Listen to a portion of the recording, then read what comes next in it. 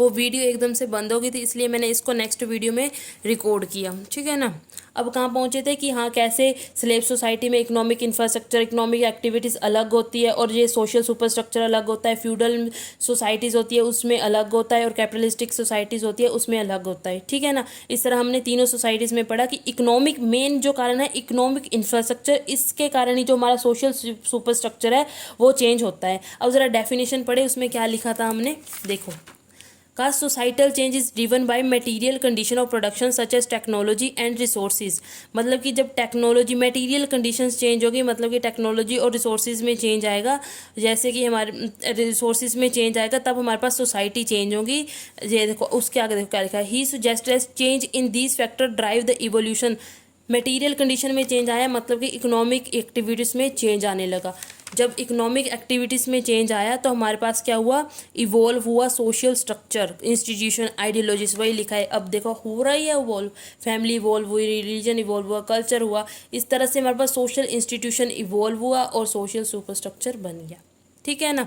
अब जो हमारे पास इकोनॉमिक इंफ्रास्ट्रक्चर है ना, मतलब कि अब इंडस्ट्री है, इकोनॉमिक इंफ्रास्ट्रक्चर में हमारे पास क्या होती थी, इंडस्ट्रियल एक्टिविटीज़। इंडस्ट्रियल एक्टिविटीज़ में काम ऐसे थोड़ी ना होता है, इंडस्ट्रियल एक्टिविटी में मेन काम, अगर आपको इंडस्ट्री मान लो कि फैक्ट्री है, उसमें काम कैसे होता है, दो मेन चीज़ें होती हैं, आपको पता है प्रोडक्शन के लिए, relation of production, force of production. मतलब इकोनॉमिक इंफ्रास्ट्रक्चर जो है वो मेनली डिपेंड करता है किस पर, फोर्स ऑफ प्रोडक्शन में और रिलेशन ऑफ प्रोडक्शन में, ठीक है ना।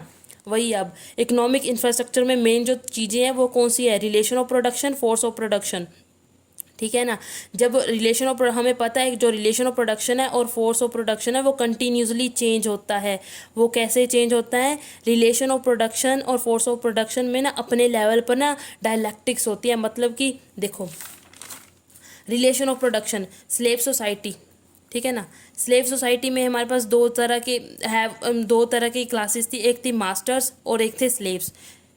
एक टाइम के साथ साथ पता, जो मास्टर थे ना वो स्लेव्स को ओप्रेस्ड करने लगे, मतलब कि ना डिस्क्रिमिनेशन होने लगी स्लेव्स के साथ। एक टाइम ऐसा आया, फिर क्या हुआ, पूरा मोड ऑफ प्रोडक्शन चेंज हो गया, फिर आए हमारे पास स्लेव्स की जगह सर्व्स, मास्टर की जगह फ्यूडल। फिर क्या हुआ, फ्यूडल लॉर्ड्स ने फिर से इनको सप्रेस करना स्टार्ट कर दिया, मतलब कि इन पर बहुत ज़्यादा अत्याचार वगैरह करने लगे लैंडलेस सर्व्स पर। जब अत्याचार ज़्यादा बढ़ने लगा एक टाइम पर इन्होंने भी रिवॉल्यूशन कर दिया, रिवोल्ट कर दिया, इन्होंने रिवोल्ट किया। फिर उसके बाद हमारे पास फिर से एक रिवोल्ट हो रहा था साथ साथ में, और साथ साथ में फोर्सेस ऑफ प्रोडक्शन भी चेंज हो रहे थे। दोनों चीज़ें एक साथ काम कर रही थी, सिर्फ रिलेशन ऑफ प्रोडक्शन नहीं, फोर्स ऑफ प्रोडक्शन दोनों ही। देखो मास्टर और स्लेव इन दोनों में कन्फ्लिक्ट तो हो रहा था, ठीक है ना, साथ में फोर्स ऑफ प्रोडक्शन भी चेंज हो रही थी, जिसके कारण हमारे पास लैंडलेस सर्व्स आए और फ्यूडल लॉर्ड्स आए। फ्यूडल लॉर्ड्स और सर्व्स में कन्फ्लिक्ट स्टार्ट हुआ, इन दोनों में कन्फ्लिक्ट हुआ, होता गया इतना ज़्यादा कि सर्व्स ने रिवोल्ट कर दिया। उसके बाद फोर्सेज ऑफ प्रोडक्शन टाइम के साथ चेंज हुए।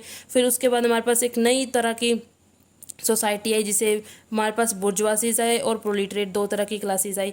इस बुर्जवासीज और प्रोलिटरेट आए, इस तरह हमारे पास कह रहे कि सोसाइटी में क्या क्या हो रहा था, फोर्स ऑफ प्रोडक्शन चेंज हो रहा था और साथ में कन्फ्लिक्ट भी था मास्टर्स और स्लेव्स में, फ्यूडल, मतलब कन्फ्लिक्ट और डायलैक्टिक्स जिसको बोलते हैं, डायलैक्टिक्स ने मेन रोल प्ले किया, डायलैक्टिक्स ने भी मेन रोल प्ले किया इसमें, इवोल्यूशन में सोसाइटी की, इस तरह, ठीक है ना। इकोनॉमिक इंफ्रास्ट्रक्चर, इसमें फोर्स ऑफ प्रोडक्शन और रिलेशन ऑफ प्रोडक्शन ये दोनों बहुत ही ज़्यादा इंपॉर्टेंट भूमिका निभाते हैं, ठीक है ना। अब देखो हमने क्या पढ़ा था, जो इकोनॉमिक इंफ्रास्ट्रक्चर है उससे क्या बनता है, मतलब कि फैमिली, सोशल इंस्टीट्यूशंस वगैरह उससे इवॉल्व होते हैं, वही लिखा है कि जो इकोनॉमिक इंफ्रास्ट्रक्चर है वो शेप देता है किसको, सोशल सुपर स्ट्रक्चर को। और जो सोशल सुपर स्ट्रक्चर है और इसके बदले में helps in the functioning of economic infrastructure, वो इकोनॉमिक इंफ्रास्ट्रक्चर को फंक्शन करने में मदद करता है, ठीक है ना, इसकी फंक्शनिंग में मदद करता है, ठीक है ना। आशा करती हूँ आपको ये वाला टॉपिक समझ आया होगा, ठीक है ना। मैंने अपनी तरफ से पूरी समझाने की कोशिश की। अब मैं इस वीडियो को यहीं पर विराम देती हूँ। अब हम मिलते हैं अपनी नेक्स्ट वीडियो में। Stay tune, follow, subscribe and share. Thank you.